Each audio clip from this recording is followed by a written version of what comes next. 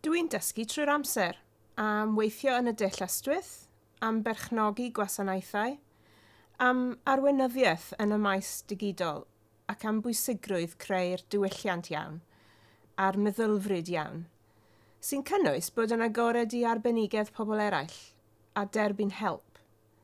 Mae'r tîm yng Canolfan Gwasanaethau Cyhoeddus Digidol wedi bod yn ffynhonnell gyson o gefnogaeth a chyngor sydd wedi'n helpu'n fawr.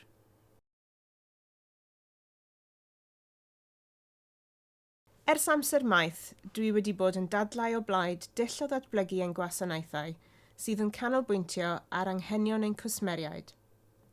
Mae gweithio gyda'r ganolfan wedi gwneud fi'n fwy benderfynol fyth o ran hynny, ac yn fwy hyderus o ran herio a sicrhau newid.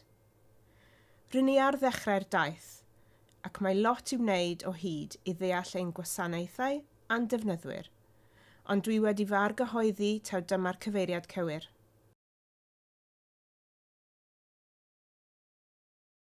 Mae Bwrdd Cyfoeth Naturiol Cymru newydd gymeradwyo strategaeth ddigidol newydd. Ynddi, mae'n esbonio ein gweledigaeth fel hyn. Erbyn 2025, bydd Cyfoeth Naturiol Cymru yn cynnig gwasanaethau gwell a mwy syml ar gyfer pobl ac amgylchedd Cymru, mwyn i ni wneud mwy i daclo'r argyfyngau hinsawdd a natur. Bydd gan ein staff y sgiliau, yr offer a'r hyder i gefnogi'r gwaith hwn. Mae'r strategaeth yn ymrwymo i roi ein defnyddwyr yn gyntaf ac i fodloni safonau digidol Cymru. Dwi moyn i ni ddatblygu'r gwasanaethau yn unol ar hyn y mae ein defnyddwyr ei angen.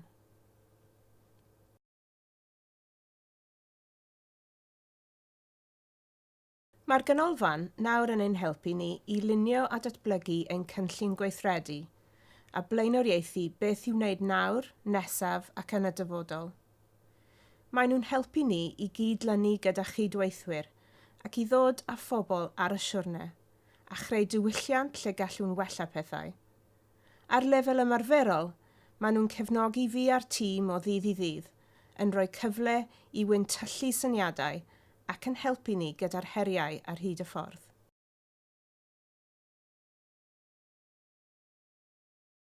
Ble i ddechrau? Mae yna lawer o heriau. Rydyn ni'n rhedeg llawer o wasanaethau. Yn wir, does dim cofnod pendant eto o faint yn union. Tan nawr, rydyn ni wedi datblygu ein gwasanaethau o safbwynt Cyfoeth Naturiol Cymru yn hytrach nag o safbwynt ein defnyddwyr. Felly, mae rhaid i ni newid hynna, sydd yn golygu newid diwylliant yn ogystal â newid prosesau, strwythurau a systemau. Mae yna brynder sgiliau mewn mannau, felly i sicrhau'r newid mae angen hyfforddi a gwella sgiliau. Ac mae hefyd rhaid creu'r capacity i newid, sy'n gofyn am lot fawr o flaenoriaethu. Ond mae'r ymrwymiad yna, felly dwi'n optimistaidd.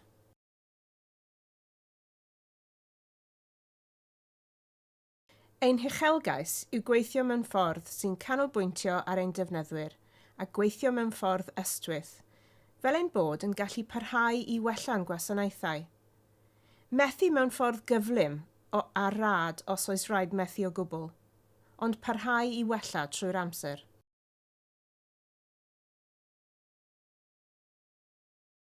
Rydyn ni reit ar y cychwyn ar hyn o bryd ac yn gwneud ein prosiect cyntaf o weithio yn y dull yma gyda CDPS, felly mae'n ddyddiau cynnar. Ond mae'r tîm sy'n gweithio ar y prosiect yn dweud eu bod nhw'n dysgu llawer ac eisoes yn gweld pethau mewn ffordd wahanol. Rydyn ni bendant yn gweld bydd cael adborth gan ein defnyddwyr.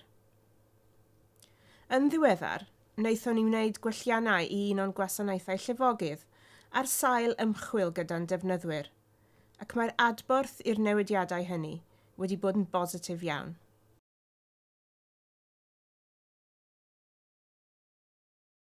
Nathon ni gychwyn drwy edrych ar un broblem benodol, gydag un grŵp penodol o staff. Ond wedyn, wnaethon ni ddarganfod drwy siarad gyda defnyddwyr bod angen newid ffocws ar alffa. Roedd hyn yn golygu bod angen staff gwahanol, ond ro'n nhw eisoes yn brysur yn wneud pethau eraill.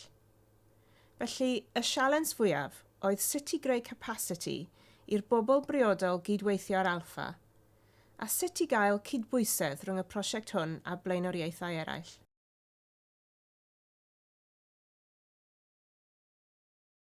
Y ffordd mae ein tîm digidol bach wedi cadw i frwydro dros weithio mewn ffordd ystwyth, ac mewn ffordd sy'n canolbwyntio ar ddefnyddwyr.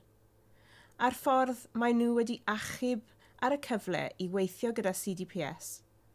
Mae hyn wedi arwain at y strategaeth newydd a chydnabyddiaeth bod angen newid. Mae wedi bod yn siwrne anodd, ond dyda nhw heb roi'r ffidl yn y to, a dwi'n falch iawn o hynny.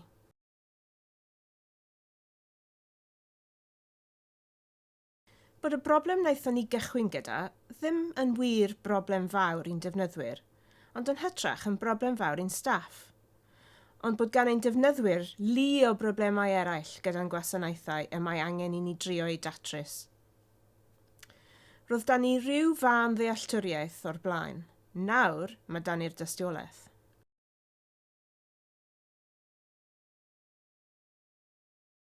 Rydyn ni nawr i mewn i alffa, ac mae'r tîm yn cychwyn creu prototeipiau a phrofi, sy'n gyffrous achos dyma pryd ni'n dechrau gweld beth sy'n bosib. Ac ar yr ochr gorfforaethol sefydliadol, rydyn ni'n cynllunio sut i weithredu ein strategaeth ac yn blaenoriaethu beth i'w wneud nawr, nesaf ac yn y dyfodol.